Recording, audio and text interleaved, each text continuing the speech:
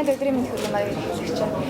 Монголын эдийн засгийн чуулга уулзалтын өмнөх жилийн хүртэл харьцуулахад энэ жил нэг сэдв орж ирсэн. Монгол мөрөөдлийн нэг шинэлэг сэдв орж ирсэн байна. Таны хувьд Монгол мөрөөдлийг юу гэж тодорхойлох вэ? Одоо Монгол хүмүүхэн хөгжиндээ эзэн болох гэж тодорхойлох. Яг иргэн элбэгт орж ирэх гэдэг зүйлсээ хэлжсэн. Монгол хүмүүс хөгжиндээ эзэн болосоо гэсэн юм байна. Монголын эдийн засгийн чуулга уулзалтаар одоо их олон сургамж сонирхлуудыг ярьж байна. Мэдээж их олон байгаа. Танаас хүмүүсээс шийдэл сонсох хүсэж байгаа. Та сая энэ дээр хэллээ. Энэ хямралд яаж орсон тэр замаараа гарнаа гэх энэ талаар тодорхойлооч. Яг эдийн засгийн хүндрэл гэдэг бол нэг онцлогтой. Эндээс бид нар гарахын тулд яг л төлөх ёстой төлбөрөө төлж одоо тэр төлбөр нь бодиттой байх. Тэгэхээр эдийн засаг одоо унсан болов эргээд тэр эдийн засгийн өсөлтийг бий болгохын тулд эдийн засгийн өсөхийн тулд эргээд бид нарт мөнгө хэрэгтэй, эргээд бидэнд хөрөнгө хэрэгтэй, маш их ажиллах хэрэгтэй. Тэгээд энэ урт удаан хугацаанд энэ байдал бол ер нь цаашаа нэлээд үргэлжлэх юм хандлагатай байна гэж би харж байгаа. Орчин тойрны аваад үдсэн ч тийм байна, дэлхийн байдлыг аваад үдсэн ч тийм байна. Тийм учраас ер нь гарцуул тийм амар биш. Энэнийг бол бид нар тийм одоо өөдрөгөөр юм уу тийм гэмэн байдлаар ерөөсөө харж болно. Тэгэхээр эдийн засгийн мөнгө хэрэглээгээ гэж сайхан бас эдийн засгийн илт тод байдлын тухай хуулиар 35.7 их төгрөг хөрөнгө одоо эндээс харах юм бол эдийн засгийн мөнгө байх юм шиг байна. $30.5 их 80 гэдэг бол эдийн засгийн байгаа мөнгөний тухай асуудал биш л дээ. Ерөнхийдөө бол тэр бүртгэл нь илт тод болж байгаа. Тэгээ хүмүүс өмнө нь одоо байсан үндсэн хөрөнгө гэдэг юм а. Түүнийг хуучин үнээр нь явж ирсэн юм а шинэ үнэлгээр оруулж байгаа. Эндээс магадгүй яг бодиттой мөнгөний хэмжээгээр бол нэг 10%, 10-аас ч бага хувь бодиттой мөнгөний хэмжээний одоо боломж гарч ирж байж магадгүй. Гэхдээ энэнийг нээж чадсан явдал бол их чухал. Ямар учраас энэ одоо их хэмжээний хөрөнгө далд байсан юм бэ? Энэ одоо далд байсан, далд байж байгаа энэ юм одоо энэнийг дагуулад хийх ажил нь чухал байхгүй. Миний бодлоор бол татварын дээр шинтгэл гэж яригдээд байгаа. Тэр татварын шинтгэл бол их чухал юм байна.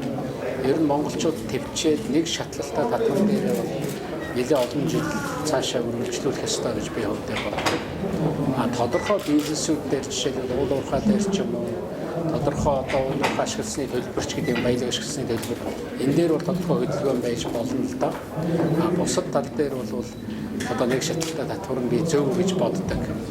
Ер нь ямар ч аж ахуй нэгж ямар ч иргэн засгийн газраас дутахгүйгээр магадгүй илүү би бол илүү одоо сайн мөнгө зарцуулж чаддаг гэж боддог шүү дээ. Тэгэхээр бизнес эрхлэгчтэй ярилцж байхад яг одоо тодхон санджаар нэмгийн үсэн болгож хэлжсэн. Монгол улсын татварын системээс болоод бид нэр яалтчгүй олон жижиг компани багтдаг. Одоо бараг нэмгийн дор 40 орчим компаниуд байна. Яг энэ шиг жишээ Монголд их олон байгаа. Өөрөөр хэлэх юм бол татварын шинжилгээ таны ярьж байгаа нэг шалтгаалтай энэ бодлого нэгтгэснээрээ одоо компаниуд маань том компаниудыг гаргаж ирээд цаашлаад хийх гэсэн энэ боломжийг явж ингэж харж байгаа. Ер нь бол нэг шатлалтай татвар руугаар бид нар орох хэрэгтэй. Уул уурхай дээр тэр бол татварын асуудал биш. Жишээлбэл байгалийн баялаг ашигласны одоо төлбөр гэж үүдэг. Нөөц ашигласны төлбөр оройлтыг гэж ярьдаг шүү дээ. Түүнийг л хөдөлгөөд авах хэрэгтэй. Түүнийг нэмж хасаал. Тэгээд бусад бизнес дээр бол ерөөсөө татвар нь ойлгомжтой нэг шатлалтай байх юм бол энэ бол зөв болно. Татвар олон шатлалтай болоод ихээр хүн суртал гарч ирж байгаа, авилгал гарч ирж байгаа. Нөгөө бизнесүүд чинь тэрнээсээ шалтгаалаад жижигрээд идэг. Тэрээс бизнесийг одоо Монгол бизнесийг Японд гарах боломжтой эзэн хэмжээ хэлээд ойрын хугацаанд өсөж өгдөг юм төлөвлөлттэй байна. Яг Японоос гадна одоо хамгийн нааштай бас дараагийн чиглэлтэй нэг гэрээ байгуулах боломжтой улсыг та аль гэж харж байна. Японоос гадна бас ямар зах зээл дээр компаниуд гарах бүтээгдэхүүнүүдэд нийлүүлэх боломжтой. Монгол бол дэлхийн худалдааны байгууллагын гишүүн орн. Дэлхийн худалдааны байгууллагч одоо 190 хэдэн гишүүн оронтой байхад тэрэн дотор гадны улстай чөлөөт худалдааны гэрээ байгууллагыг байсан ганцхан орн Монгол байсан. Одоо яг энэ харж агсаалтаасаа бид нар гарч байгаа. Үнэхээр хүмүүс гайхдаг. Монголчууд худалдаа хийдэг орн байдгүй юм. Тэгэхээр Японтой чөлөөт худалдааны хэлцээрээ байгуулсан юм бол дэвшил байгаа. Цаашдаа бусад орнуудаа тодорхой бараа бүтээгдэхүүнээр бас одоо бид нар худалдааныхаа хэлцээрийг байгуулж болно. Гэхдээ Монголын өөрийнх нь онцлог байгаа. Монголынхаа онцлог Монголын эрх ашиг гэдэг юм а бид нар одоо төрөнд нь тавилж энэ худалдааны асуудал дээр бас анхаарахгүй болвол хүндрэлтэй асуудал бий гэдгийг бас хэлье гэж бодож байна. Тэгэхээр Давосын эдийн засгийн чуулгуудаас сүчилээд Монголын эдийн засгийн чуулгуудыг зохион байгуулдаг байгаа. Та яг Давосын чуулгуудтай бидэнтэй ярилцж байхдаа үйлдвэржилтийн дөрөвдөх дөрөвдөх дэвшлийг яг энэ үед Монгол улс одоо масс үйлдвэрлэл буюу 1930-аад оны үед яг одоо тэр үйлдвэржилтийн шатнд явж байна гэж хэлжсэн. Яг одоо дэлхийн нийтээр дөрөвдөх дэвшлийн талаар ярьж хахад Монгол улс одоо 20 дахь түвшинд байгаа. Энэ асуудлыг одоо хэрхэн үүсгэх боломжтой, өсрөнгөө хүч ийм боломж байгаа юм. Үүнтэй яаж тасалцах вэ? Тэгээ эдийн засгийн одоо салбар дээр бас авч үзэх юм бол сайн мэдээ байна л да. Дандаа ч муу мэдээ байгаад байгаа юм шиг. Ер нь 2014-15 онд одоо шинээр бий болсон бизнесүүд байгаа шүү. Аж ахуй нэгжүүл. Энэний ихэнх нь бараг 90-ээс илүү хувь нь уул уурхайн салбараас өөр одоо салбаруудад бий болж байна. Энэ бол бас их одоо сайн мэдээ. Тэгэхээр Монголд бол ийм боломж байгаа. Нөгөө талаас монголчууд өөрсдөө шинэ нөхцөлд одоо дасан зохицож чаддаг тийм ээ.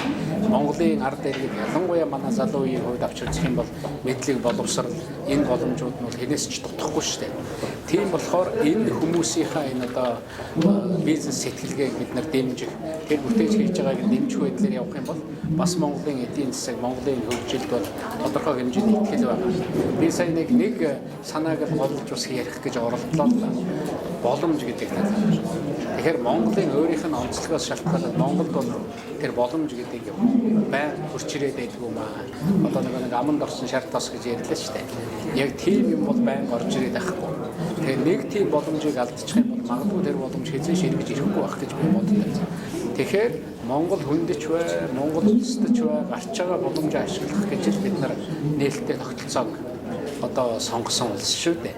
Тэгээд энэ нээлттэй тогтолцооныхаа ачаар тэр боломжоо ашиглаж явах ёстой. Өнгөрсөн 10 жил, 20 жил жишээлбэл одоо түүхийн эдийн бас тодорхой хэмжээнд өндөр үнэтэй байсан үе би 5-10 жил. Манай урд хөрш бол асар өндөр үнэ дэлхийн зах зээлийн үнэ тийм л байсан юм чинь.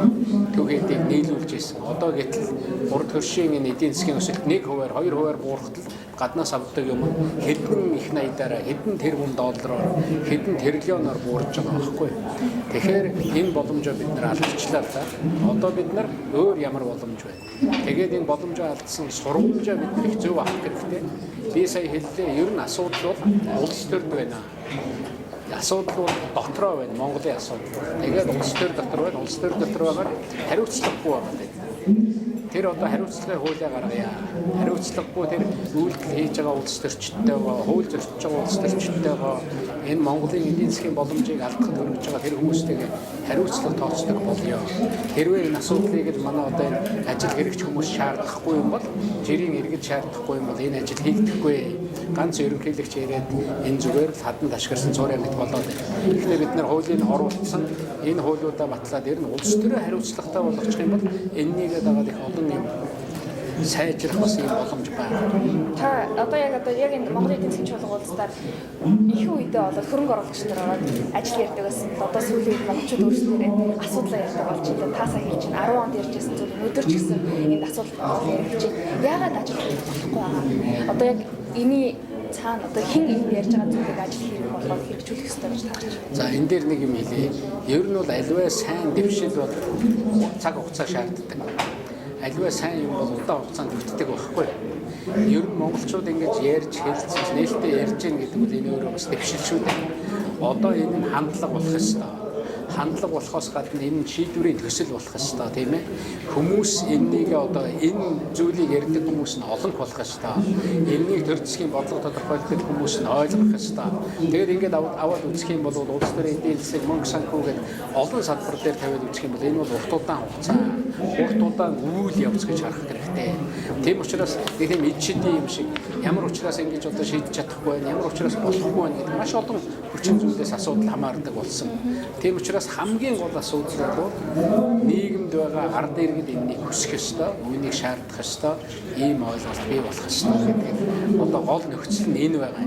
Тэгэхээр би нэг юм хэлье. Цөөн хүн, нэг хүн бол хурдан сурдаг. магадгүй нэг хүн алдаанаас урагдаж байгаа.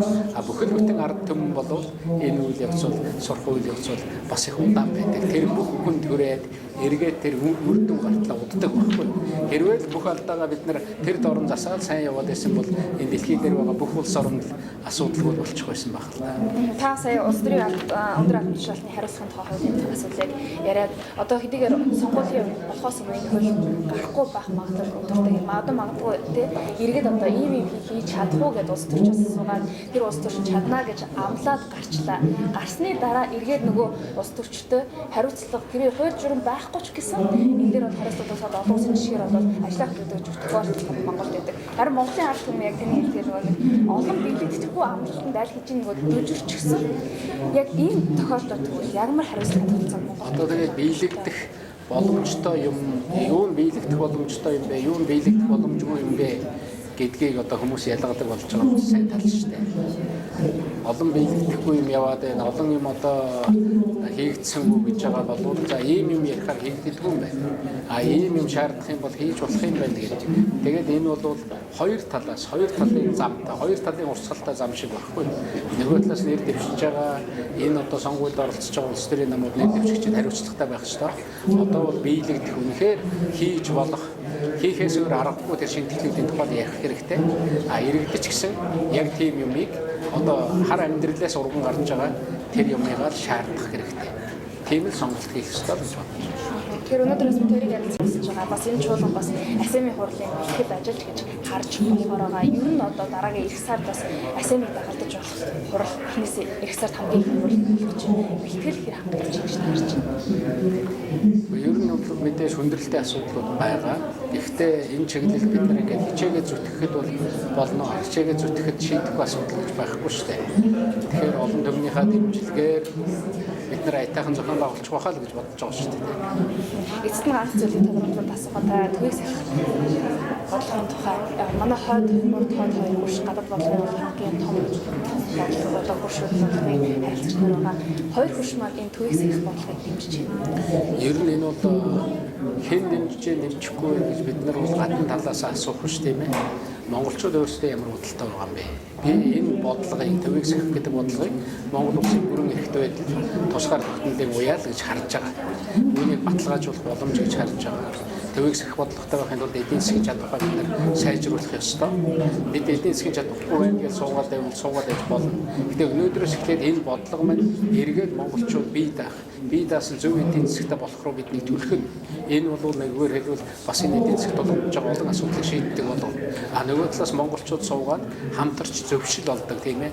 Нэгдэж нийлж асуудлаа шийддэг энэ чиглэлрүү төлөх хоорондоо бие биенээ одоо муулаад бие биентэйгээ хэрэлдээд явдаг биш. Гадна дотны гадна дотны хүчний сонирхлыг хатхаасын төлөөлөл болж явдаг биш. Монголын үндэсний эрх ашигын төлөөлөл болоод бүгдээрээ суудаг энэ юм уу жишээлбэл энэ бодлого бол төлөх. Тэгэхээр бидэнд нэг юм барьж авах үеэ бидэнд нэг юм тойрч эргэлдэх ганц хэрэгтэй байгаа. Энэ бол 100 жилээр бидний өвдөд сэрж исэн энэ бодлого мөн л дээ. Баярлалаа. За баярлалаа.